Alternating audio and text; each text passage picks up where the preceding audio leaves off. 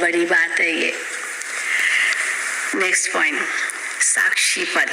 साक्षीपन की अवस्था अति मीठी, रमणीक और सुंदर है। अब किसको कहते हैं साक्षीपन? साक्षीपन की अवस्था अति मीठी, रमणीक और सुंदर है। इस अवस्था पर ही आगे का जीवन का सारा मदार है। हम आगे क्या मेरा भविष्य होगा, वो इस समय में कितना साक्षी बन सकता हूँ, उस पर मदार है। जैसे अब बाबा मिसाल देते, जैसे कोई के पास कोई शारीरिक भोगना आती है, उसमें भी साक्षीपन चाहिए। शारीरिक भोगना में भी, जैसे कोई के पास कोई शारीरिक भोगना आती है, उस समय अगर वो साक्षी सुख रूप अवस्था में उपस्थित हो, उसे भोगता है, तो पास्ट कर्मों को भोग चुकतो भी करता है और साथ साथ फ्यूचर के लिए सुख का हिसाब भी बनाता है। अभी हमने देखा, अभी कोरोना हो गया था हमें भी, अब हमको कहा कि आपको आइसोलेशन में जाना है, फिर कहा कि आपको अलग रहना है, फिर कहा आपको क्वारंटाइन में जाना है, किसी से मिलना नहीं है। हमने कहा तो और ही अच्छा है और ही अच्छा है, बाबा को याद करने का अच्छा मौका मिलेगा, मुरलियाँ पढ़ने का अच्छा मौका मिलेगा, अंतर्मुखी अवस्था बनाने का अच्छा मौका मिलेगा, तो फायदा हुआ ना, नुकसान थोड़ी हुआ। पर कई तो बोर हो गए होंगे, हाय क्या करूं, क्या कुछ काम नहीं है, कुछ नहीं, क्वारंटाइन में रहना है, कुछ नहीं, लेकिन फायदा उठा सकते, हर बात में फायदा उठा सकते हैं। तो देखो बाबा क्या कहते हैं, तो सुख स्वरूप अवस्था में उपस्थित हो, उसे भोगता है, तो पास्ट कर्मों को भोग चुकतू भी करता है और साथ साथ फ्यूचर के लिए सुख का हिसाब भी बनाता है। तो ये साक्षीपन की सुख स्वरूप अवस्था पास्ट और फ्यूचर जो बीत गया वो भी पूरा करता है हिसाब किताब, क्योंकि कर्म भोग तो है ना, मेरे ही कर्मों का फल है, तो उसको भी चुकतू करता है और फ्यूचर भविष्य भी बनाता है, क्योंकि समय को सफल किया, और फ्यूचर दोनों से कनेक्शन रखती है ये बात। साक्षीपन की सुख स्वरूप अवस्था पास्ट और फ्यूचर दोनों से कनेक्शन रखती है। तो इस राज को समझने से कोई भी ऐसे नहीं कहेगा कि मेरा ये सुहावना समय सिर्फ चुकतू करने में चला गया, संगम का समय साख केवल चुकतू करने में चला गया, ऐसा ख्याल नहीं आएगा। नहीं, यही सुहावना पुरुषार्थ का समय है, ये पुरुषार्थ का समय है।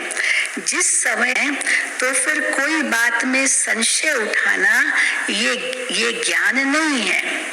संशय उठाना, ये क्यों ऐसे करता है, संशय उठाए ना, क्यों प्रश्न माना संशय, तो क्यों ऐसे करता है, ये कैसे करता है, ये तो ये भी ड्रामा में निश्चित था, तो ये क्या क्यों तो आ ही नहीं सकता। तो बाबा कहते हैं जब रॉन्ग और राइट दोनों ही प्लान में नूंधे हुए हैं, तो फिर कोई बात में संशय उठाना ये ज्ञान नहीं है, क्योंकि हर एक एक्टर अपना अपना पार्ट बजा रहा है। जैसे बाइस्कोप में अनेक भिन्न भिन्न नाम रूपधारी एक्टर्स अपनी अपनी एक्टिंग करते हैं, तो उनको देख किससे नफरत आवे और किससे हर्षित होवे ऐसा नहीं होता है। अब उसको गुस्से का पार्ट बजाना है, दूसरा देख रहा है कि गुस्से का पार्ट इसको बजाना है, तो बहुत गुस्से का पार्ट बजाएगा, लेकिन दूसरा एक्टर उसे नफरत थोड़ी करेगा, ये गुस्से का पार्ट क्यों बजा रहा है, कहेगा बड़ा अच्छा पार्ट बजाया, गुस्से का पार्ट भी बहुत अच्छा बजाया, क्योंकि एक्टिंग ही कर रहे हैं। और किससे, हाँ तो बाबा कहते किससे नफरत आवे और किससे हर्षित होवे ऐसा तो नहीं होता है। पता है कि ये खेल है जिसमें हर एक को अपना अपना गुड या बैड, अच्छा या बुरा पार्ट मिला हुआ है। वैसे ही इस अनादि बने हुए बाइस्कोप को भी साक्षी हो एक रस अवस्था से हर्षित मुख हो देखते रहना है। संगठन में ये पॉइंट बहुत अच्छी रीति धारण करनी है। क्योंकि हर एक कैसा कैसा अलग अलग पार्ट बजाता है। तो संगठन में यह पॉइंट बहुत अच्छी रीति धारण करनी है। एक दो को ईश्वरीय रूप से देखना है, महसूसता का ज्ञान उठाए, सर्व ईश्वरीय गुणों की धारणा करनी है। अपने लक्ष्य स्वरूप की स्मृति से शांत चित, निर्माण चित, धैर्यवत, मिठास, शीतलता इत्यादि सर्व दैवी गुण इमर्ज करने हैं। धैर्यवत अवस्था धारण करने का मुख्य फाउंडेशन, कैसे धैर्यता आएगी? धीरज, धीरज धर मनवा। तो धीरज कैसे आएगा? वेट एंड सी, देखो, वेट एंड सी, यहाँ पहले देखो, फिर वेट एंड पे रुको, देखो। तो बाबा कहते हैं वेट एंड सी, ये है धीरज। हे मेरे प्रिय बच्चों, वेट अर्थात, वेट माना रुको, तो वेट अर्थात धैर्य धरना, और सी अर्थात देखना इंग्लिश में। तो वेट अर्थात धैर्य धरना और सी अर्थात देखना। अपने दिल भीतर पहले धैर्यवत गुण धारण कर, उसके बाद फिर बाहर में विराट ड्रामा को साक्षी हो देखना है। जब तक कोई भी राज सुनने का समय समीप आवे, तब तक धैर्यवत गुण की धारणा करनी है। समय आने पर उस धैर्यता के गुण से राज सुनने में कभी भी विचलित नहीं होंगे। इसलिए हे पुरुषार्थी प्राणों, जरा ठहरो और आगे बढ़कर राज देखते चलो। आगे बढ़कर राज देखते चलो, है ना। कई पूछते बहन जी क्या होगा, रोज कोई ना कोई पूछता है, फोन भी आते, बहन जी आगे सेवा होगी कि नहीं होगी, ये तो लॉकडाउन ही हो रहा है, आगे कुछ सेवा होगी भी या नहीं होगी। बाबा कहते धीरज रखो। तो बाबा कहते समय आने पर उस धैर्यता के गुण से राज सुनने में कभी भी विचलित नहीं होंगे। इसलिए हे पुरुषार्थी प्राणों, जरा ठहरो और आगे बढ़कर राज देखते चलो। इसी धैर्यवत अवस्था से सारा कर्तव्य संपूर्ण रीति से सिद्ध होता है। ये गुण निश्चय से बांधा हुआ है। ये गुण, धैर्यता का गुण निश्चय से बांधा हुआ है। धीरज रखना है, पर निश्चय रखो कि सब कल्याणकारी है।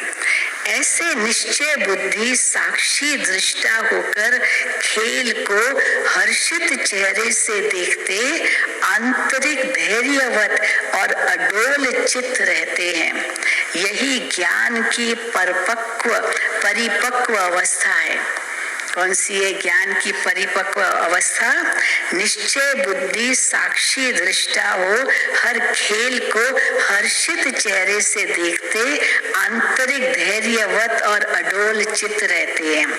यही ज्ञान की परिपक्व अवस्था है, जो अंत में इससे क्या लाभ होगा? जो अंत में संपूर्णता के समय प्रैक्टिकल में रहती है। उस समय तो कितना धैर्यवत होना पड़ेगा। कहाँ बम पड़ रहे हैं, कहाँ आग लग रही है, कहाँ लोग मर रहे हैं, क्या क्या हो रहा है अभी देख रहे हैं। अभी भी कल मुझे किसने बताया कि बहन जी टीवी खोलो तो बस यही आता है, शमशान घाट में इतने मुर्दे पड़े हैं, यहाँ ऐसे हो रहा है, यहाँ आग लगी है, यही हो रहा है। तो हम कहते देखते क्यों हो टीवी? जरूरत ही क्या है देखने की? पता है ना ये सब होना है, जरूरत ही क्या है? आप बाबा को याद करो, उसी में अपना समय दो। तो बाबा कहते हैं तो अंत में संपूर्णता के समय प्रैक्टिकल में रहेगी। उस समय तो आंखों से देखेंगे, तो इसीलिए अभी क्यों देखना है? इसलिए बहुत समय से लेकर इस साक्षीपन की अवस्था में स्थित रहने का परिश्रम करना है। साक्षीपन की अवस्था अपने अंदर मजबूत करनी है।